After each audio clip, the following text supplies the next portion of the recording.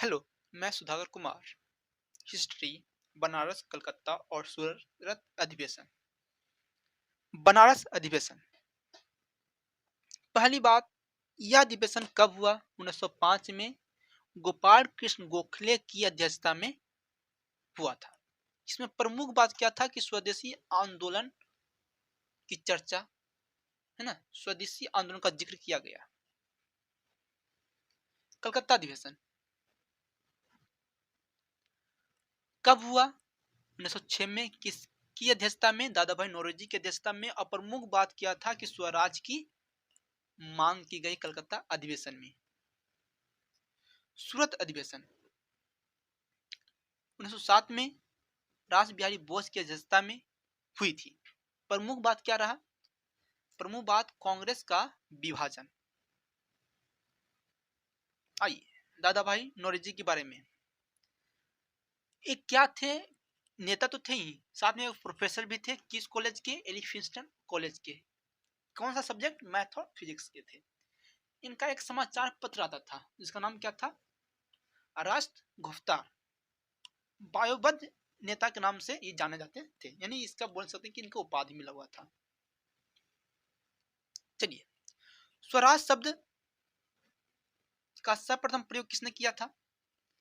तो स्वराज शब्द का सर्वप्रथम प्रयोग किसने किया था? दयानंद सरस्वती ने किया था। ब्रिटिश संसद में सिलेक्टेड प्रथम भारतीय व्यक्ति कौन थे जो कि पहली बार ब्रिटिश संसद में सिलेक्ट हुए थे? दादा भाई नौरोजी थे। सूरत कांग्रेस, यानी सूरत के कांग्रेस विभाजन हुआ था में गर्म दल का नेतृत्व किसने किया था? तो बाल गंगाधर तिलक ने किया था। 1907 में हुआ था ना सूरत अधिवेशन, उसमें गर्म दल का नेतृत्व किसने किया था? तो बाल गंगाधर तिलक ने। Thank you. मुस्लिम लीग का गठन।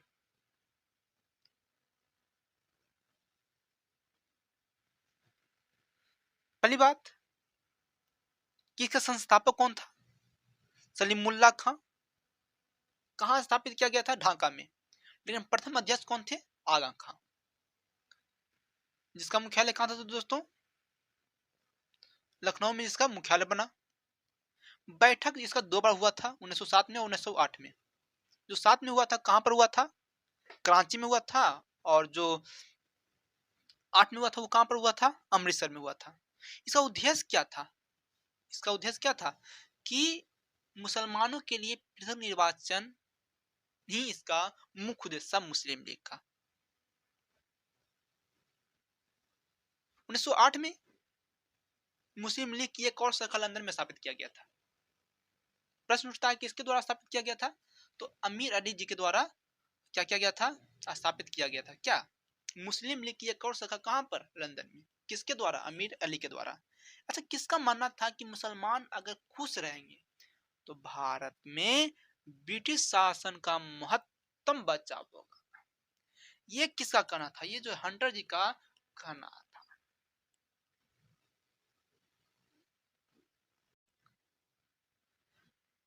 मार्ले मिंटो सुधार। पहली बात कि इस अधिनियम का क्या उद्देश्य था? इसका उद्देश्य ये था कि मुसलमानों के लिए अलग पृथक निर्वाचन क्षेत्र बनाया जाए, जो कि 1919 में मार्ले और मिंटो के सहयोग से आया। इस बात पर, यानी कि इस सुधार पर या इस अधिनियम पर गांधी जी का क्या कहना था? गांधी जी का कहना था कि यह अधिनियम हमें सर्वनाश कर दिया है, जो कि वर्षों से जो चला आ रहा था राजनीतिक स्थिर था, अब अस्थिरता में यह जो अधिनियम बदल लगा। यह जो है गांधी जी का मानना था और सच में ऐसा ही था। चलिए हम बात करते हैं दिल्ली दरबार के ऊपर। पहली बात, दिल्ली दरबार कब कब हुआ? तो 3 बार हुआ था। 77 में, सॉरी जी, 77 में हुआ था, 3 में हुआ और यानी कि 1877, 1903 और 1911 में हुआ था। कब? क्या? दिल्ली दरबार। सब बता सकते हैं कि 1911 में जो दिल्ली दरबार हुआ था किसके लिए हुआ था? जॉर्ज पंचम के लिए हुआ था। उस समय वायसराय कौन था? हार्डिंग था। एक बात और याद रखिए कि इस समय क्या किया गया था? राजधानी परिवर्तन किया गया था, यानी कलकत्ता टू दिल्ली। ओके जी। जो हार्डिंग जो हार्डिंग वायसराय था, उस समय वायसराय था, तो हार्डिंग पर बम किसने फेंका था? उस बम फेंकने में कौन कौन शामिल था? जिस समय दिल्ली दरबार हो रहा था उसमें बम फेंक दिया गया हार्डिंग पर, उनमें कौन कौन शामिल था? उनमें शामिल था बिहारी, अमीरचंद, बालमुकुंद। फिर से बिहारी, अमीरचंद और बालमुकुंद जी उसमें शामिल थे। चलिए जी,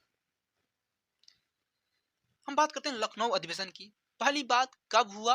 1916 में अंबिकाचरण मजूमदार की अध्यक्षता में किया गया था। इसमें प्रमुख बात क्या था? लखनऊ अधिवेशन जो कि 1916 में हुआ था, क्या बात रहा उसमें? प्रमुख बात क्या निकल के आया? तो प्रमुख दो बात निकल के आया। पहली बात क्या कि लीग और जो कांग्रेस के बीच समझौता हुआ, है ना।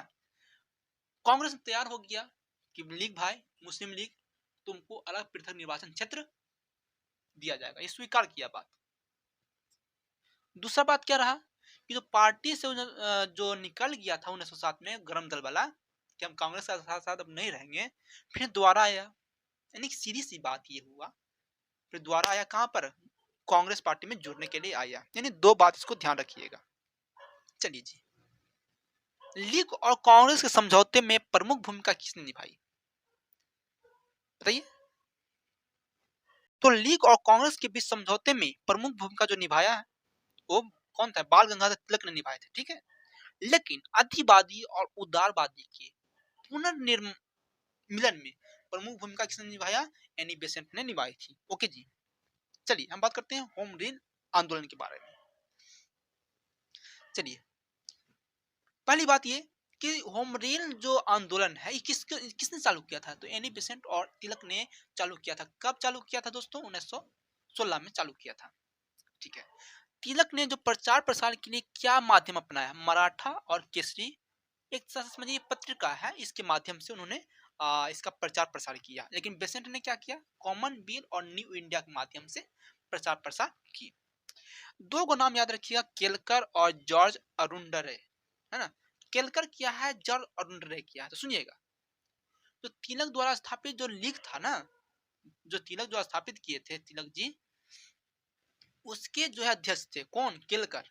और बेसेंट द्वारा जो बेसेंट जी जो स्थापित किए थे लीग, उसके अध्यक्ष थे जॉर्ज अरुंडरे थे। ओके जी। तिलक के लिए, तिलक के जो लीग बना था उसका कार्य क्षेत्र क्या था? यानी क्या वो अपना कहाँ कहाँ काम कर रहे थे, किन किन जगहों पर? तो कर्नाटका में, महाराष्ट्र में, मध्य प्रांत और बरार में उन्होंने उनके जो लीग है काम कर रहे थे। आंदोलन का मुख्य उद्देश्य क्या था? दोनों आंदोलन का मुख्य उद्देश्य था स्वराज की प्राप्ति करना, दोनों का जो उद्देश्य था जी।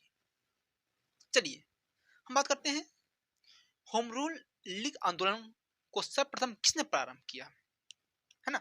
बात किया जाए होम रूल लीग आंदोलन को सर्वप्रथम किसने प्रारंभ किया, तो एनी बेसेंट ने। क्या? एनी बेसेंट ने। उसके बाद तो बाल गंगाधर तिलक ने भी स्थापित किए। फ्रेबियन आंदोलन का प्रस्तावक कौन था? तो एनी बेसेंट थे। 1920 में होम रूल लीग आंदोलन का नाम क्या हो गया, बताइए? स्वराज सभा हो गया। जय हिंद, जय भारत। Thank you ji.